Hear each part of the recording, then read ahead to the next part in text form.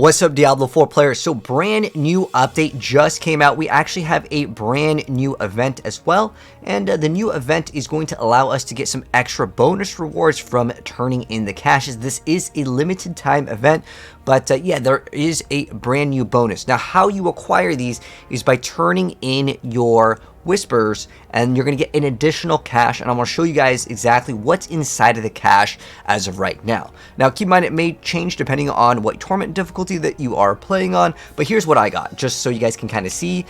So you get maybe a couple million gold here. We're getting some extra fragments here, but then on top of that, I got 1 GA. So, and we got some materials for some of the exalted bosses, so that's kind of cool. So that is what is in the reward. Again, this is not going to be available forever, so log in now, do the Tree of Whispers. But I'm going to be real with you guys, I wouldn't suggest just only doing the Tree of Whispers as okay, this is a buff. It's just that if you can do these, hey, it's not too bad because you get a bunch of extra items in there. So that's kind of cool, and you also get gem fragments. So that's cool. This is part of the new update. Again, July 22nd is when it will be ending. All right, next up though, there is a bunch of balance updates. And I'm going to go ahead and kind of mention what is essentially going to be maybe the better builds to play with this brand new update. Keep in mind that this just came out today, so we may not see some of these things being reflected immediately, but these things may take some time for people to build into. So for starters, this update, by the way, is indeed live. There is a buff with the Frenzy Barbarian. If you have the Battle Trance Amulet, consider maybe trying out a build with it. It got a nice little bonus increase of it used to be 30%, now it's 60, so that's like one aspect. I don't see it becoming like super OP, so this is probably something where it's like, yeah, it's a cool little buff, but I don't see anyone going like, oh my gosh, I gotta play this now. As far as double swing goes, that's a small little thing. Now here's where we get a little bit more exciting here. We got Hammer of the Ancients going from 110 to 175. Now I did look at the pit leaderboards specifically for certain skills that did get buffs. One of the things to mention, like Ice Shards did get a buff, but it's not really going to be able to reflect. Also, I did try to type in Hammer of the Ancients, and one thing is that most of these are all going to be bashed. There's not like a pure Hoda variant really. They're all bash variants. They just run Hoda in the bar. That's how the search works, but I don't know if Hoda is going to be something that's super powerful, but it will definitely be a massive buff. I mean, getting was at 65% of a bonus increase. That's a huge flat number increase. So out of all of them, like Hoda is the biggest winner in terms of numbers. Upheaval got a pretty sizable increase as well, but I'm gonna be real, Upheaval is just not the most enjoyable thing to play, and that is because of its like giant wind up on its animation. A lot of people won't like it, even though this one has a pretty big like number change increase. I think Hoda is the better winner here because again, the skill's just better. Whirlwind got a small increase. This really doesn't matter too much. Now what does matter is the Druid with Pulverize. As it stands right now, if you guys check out the leaderboard, Druid is only 2 pits behind the Sorceress, so it's not even that far-fetched to say that the Pulverized Druid, as long as they get a good map, they will definitely be the second best class in the game now.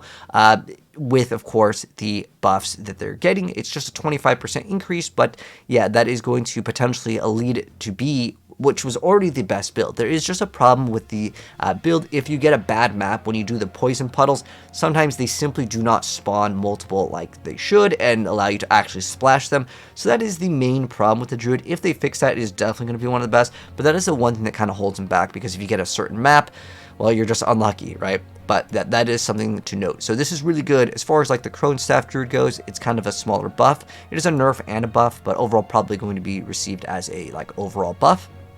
And then the Necromancer, we got another bonus when you sacrifice the Golem, so that's a nice buff. The Rogue actually got some changes on the unique, so the death max actually did get changed. And I can also confirm for you guys that any of these new changes, at least the one that I was able to verify here with the death mask, I did not need to get a new one. So if any of these buffs require you to get like an item to change the numbers, you don't need to get a brand new one. Your old items will automatically get converted. So you can see this one's 100x over here, and it was before a 70x, so that's going to be a nice little buff for the Flurry Rogue. You guys are seeing gameplay. This is brand new gameplay. I literally just recorded it. You can also see there's a little Tree of Whispers buff activated that is permanently just there on your character because it's part of the new little event that's going on. But there's also another buff to Flurry, so we got a 30x multiplier and another 10x multiplier for Breaknicks. This actually makes makes it similar to encircling blades. So now it doesn't matter if you put that on your neck or weapon. Before it did matter, but it doesn't really matter too much anymore because it's the same number. Just pick whatever one has the highest rolled aspect and put that in your two-handed. And then with the Sorc, we got a change to Meteor. I didn't really see anyone really pushing with Meteor or Frozen Orb. There is, however, people that already play with Ice Shard, so that this could be something to consider. It's just another free damage of 25x, so that's basically another aspect, so that's kind of cool. There is another few set of changes here with this brand new update that is good. So Arcana is now going to be picked up automatically. If you guys still need your Arcana powers, well, you're going to get them a lot easier. Really what it came down to is a lot of people were not picking them up because they're blue and yellow, and people are like, well, I don't want to pick up those. Myriad still now grants attack speed temporarily and addedly along other sources of permanent attack speed, so that should be another buff to it, because I believe this breaks like the normal threshold of it.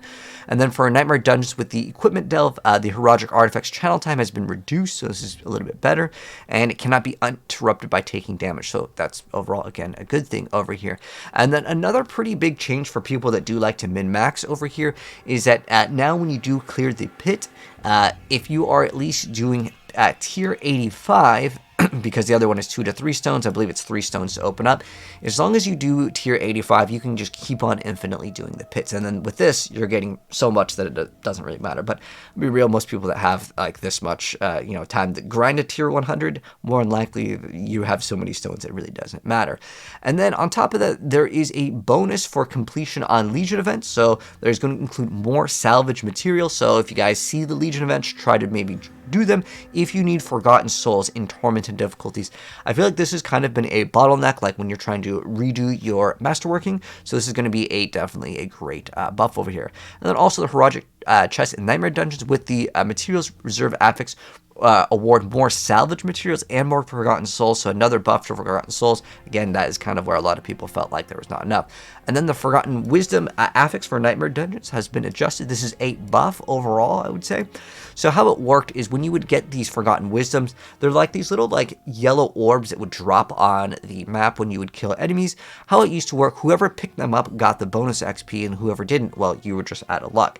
But now with this brand new update, anyone that picks them up, everyone gets the experience, so that's going to be good. But it is saying that it is split. I'm not sure if this changes, like, you get like 1/4 if you're playing with 4 people, but overall it is a better change because then you're not fighting over them. It's really only great for leveling, and it is actually pretty good for leveling, but as far as like the end game, you're getting such small amount of XP, it's better than nothing. But hey, that is also over there. But as far as like the other things that was changed, the only one that mentioned, I don't know what the exact note is, they said that they fixed an issue where like you couldn't instantly click on going into the strong rooms, so that's going to be a nice little buff over there.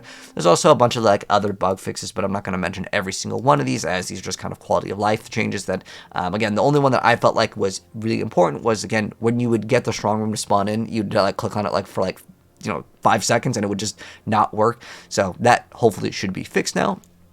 So that's a welcoming change. Now, as far as like other things like looking at Frenzy, none of these were like really there. So it looks like as far as like the top tier builds for Spiritborn, it is still going to be the poison variant. The top tier builds with like Felltooth, it's like a bug. But then in general, though, it's basically the same build. Then we have with the Sorc, it is the Hydra. With the Druid is still the Pulverize. And then with the Necromancer is going to be the Shadow Dot. And then with Rogue, right now, actually surprisingly, Twisting Blades is actually making a return over here. But also Death Trap is still one of the more popular builds. I wanted to go ahead and just click on Rogue just to show you guys over here.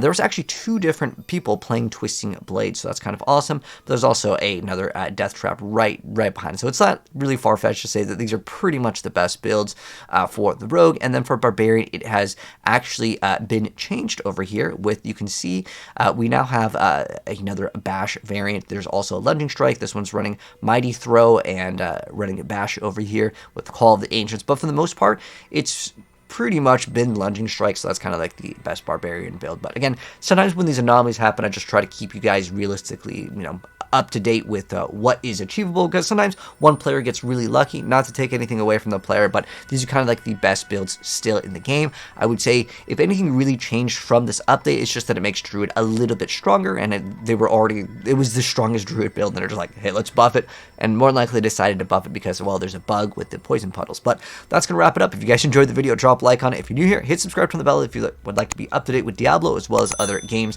I'll catch you guys in the next video, and let me know, guys, what you think of this patch. was a W, or were you expecting something else?